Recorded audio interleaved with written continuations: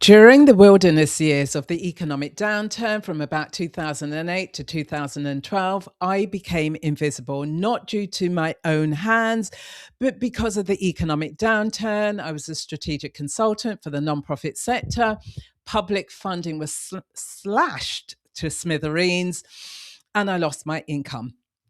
I was also in my late 40s, moving towards my 50s, and I couldn't find work.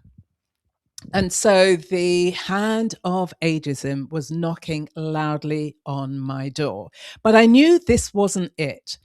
And so from my journey of invisibility through to visibility, I then went on to help a tiny partnership of 6 organizations, but 4 micro organizations to raise £895,775 in one proposal. And in today's show, I'm going to be sharing with you the one key character trait that I applied in order to bring about this success. So if you are a woman, aged between 55 and 70, so you're born in the late 50s and in the 60s, and you used to play knockdown ginger, and in the 70s you were a latchkey kid, and towards the end of the 70s you used to go to late night martial arts films to see Bruce Lee and then practice your katas afterwards and the roundhouse kick. And then you live through, the 3-day week, as well as the miners' strike and all the tech changes. And you are now between 55 and 70. And you're wondering how you can package your skill set in a way that helps you to create a service that you can then use to launch your Encore career. I'm speaking to you. And that's what I will be sharing with you in today's show. This one key character trait. So let me take you back to 2009, the wilderness years, or certainly it was part and parcel of the wilderness years. But in 2009 in particular, I had the amazing opportunity to go to Barack Obama's first inauguration. It was incredible for so many different reasons. And the whole world was there. So visibility was very much top of the agenda for a myriad of reasons. And there's a line in his 19-minute inaugural speech, and he said, as scripture says, there comes a time to put childish things away. And that line stayed with me in the moment, in the days following, and the weeks following once I got back to the UK, back to London. And I pondered, what are the childish things I'm still holding on to? What haven't I let go of? Well, I was a heavy smoker. So I existed behind a puff of smoke. So I was literally invisible to myself. And weeks after getting back from the inauguration, I gave up smoking the day I ended it. And I've never touched a cigarette since then. Never wanted to, never had the desire to. I also had fibroids, and I'd managed them holistically for about 10 years. But in 2009, they just literally exploded, erupted, they grew. And I took an action that I never thought I would take, but it was the best thing for me to do. And that was to have an operation to remove them. And so what I was carrying, the addiction of smoking, the fibroids, the stress, the physical discomfort, that all went. So I was going through a shredding and shedding process that was part and parcel of this iteration of reinvention. I was trying to find work in the more employed world. I'd go to recruitment agencies, and they found it very difficult. They couldn't use, they said, my transferable skills, which I've got a nuanced set of really powerful transferable skills.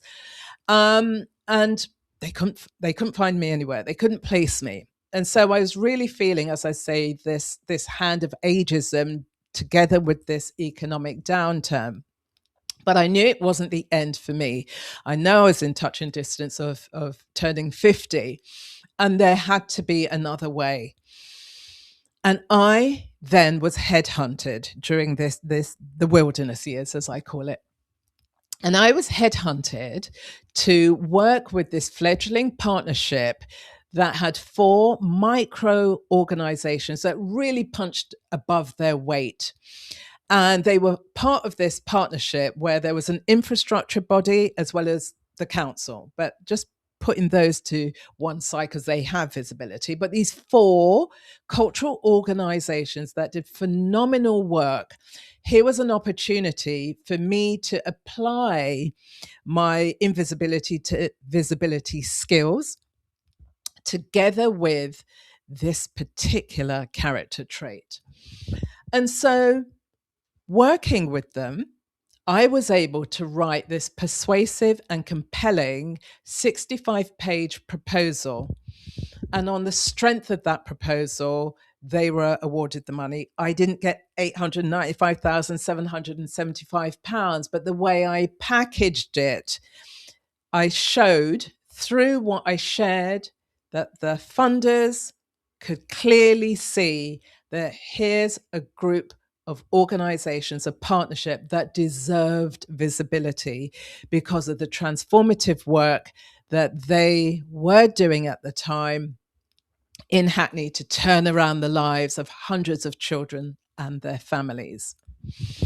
So what I did was comb through the trillions of pieces of data, took all 6 organizations, was able to extract, identify their brilliance, the hidden brilliance, the scattered data, the myriad of stories, what made them unique. And what helped me to extract this, to work with them, to build the partnership, to build the bid, was this skill. And it's the skill of synthesizing. Now, when we go back to 2009 and that general era, employers and businesses just wanted people who were specialists in a particular industry, a particular niche, and they just wanted that specialism. If you fell outside of that specialism, doesn't matter how fabulous you feel that your skill set is, they didn't want to know. But fast forward to where we are in 2025, 2026, and moving beyond, AI is here. And what AI has done has taken over the specialized skills. And AI can do so many things, but one of the things that AI cannot do is extract our lived experiences. It can't extract our stories. It hasn't lived them. And the World Economic Forum last year in 2025, they actually published a report, The Future of Work.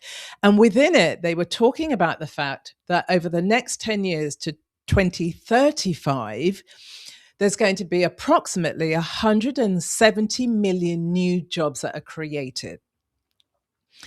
So that's going to be jobs and industries we don't even know about. But what they are saying is that the idea of being a specialist is dying.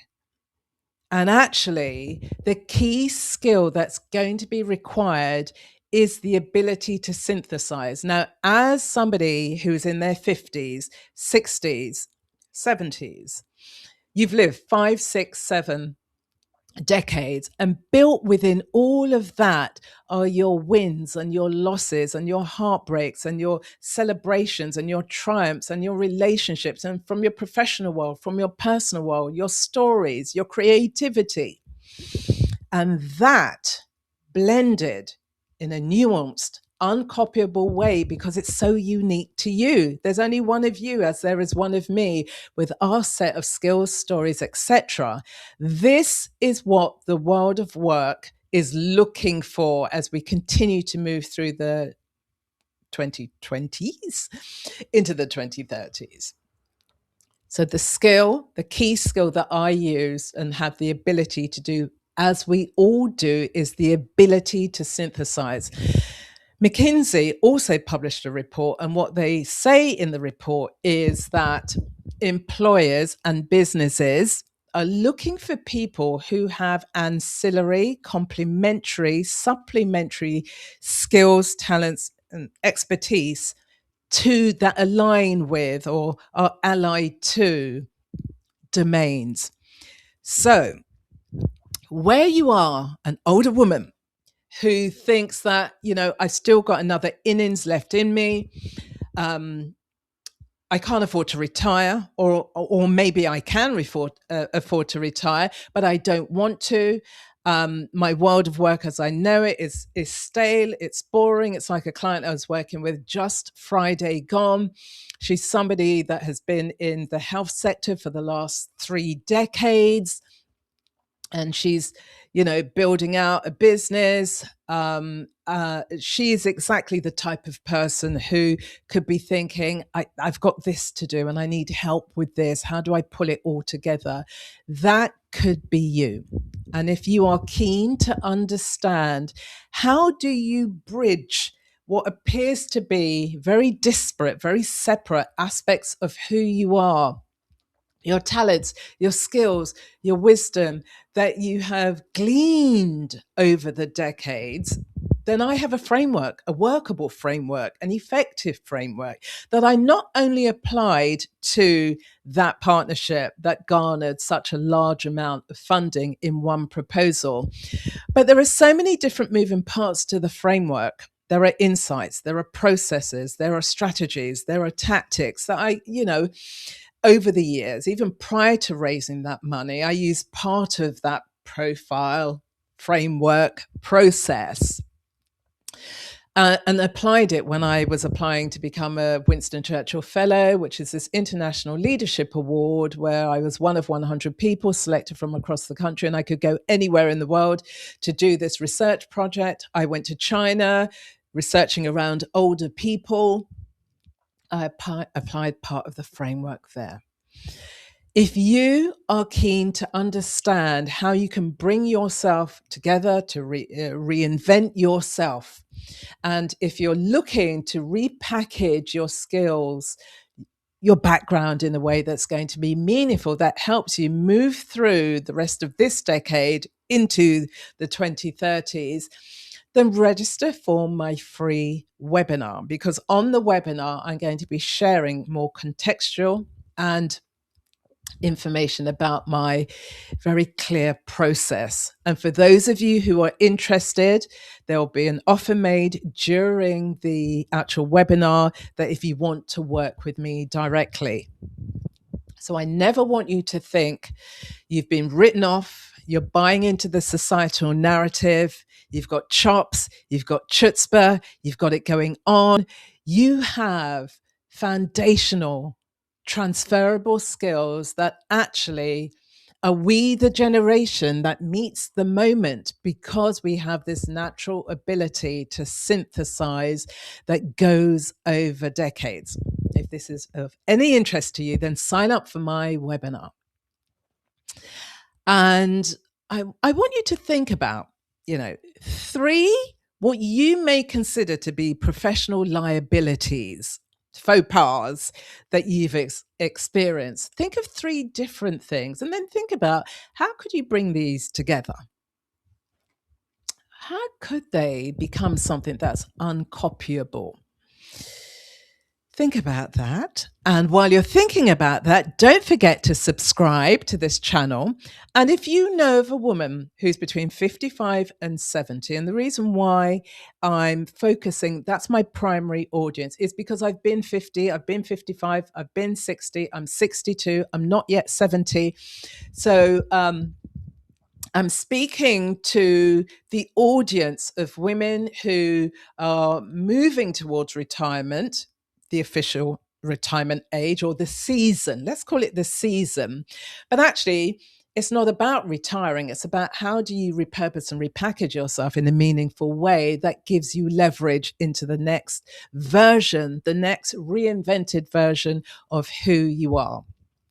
So on the Smart Years channel, reinvention is still the theme. And for the foreseeable future, I will be looking at how to guide you with these different modalities that help you to begin to, from a mindset point of view, as well as a tactical, strategic point of view, to think about how you could begin to build out a one-person solo business that is built upon what is unique about you.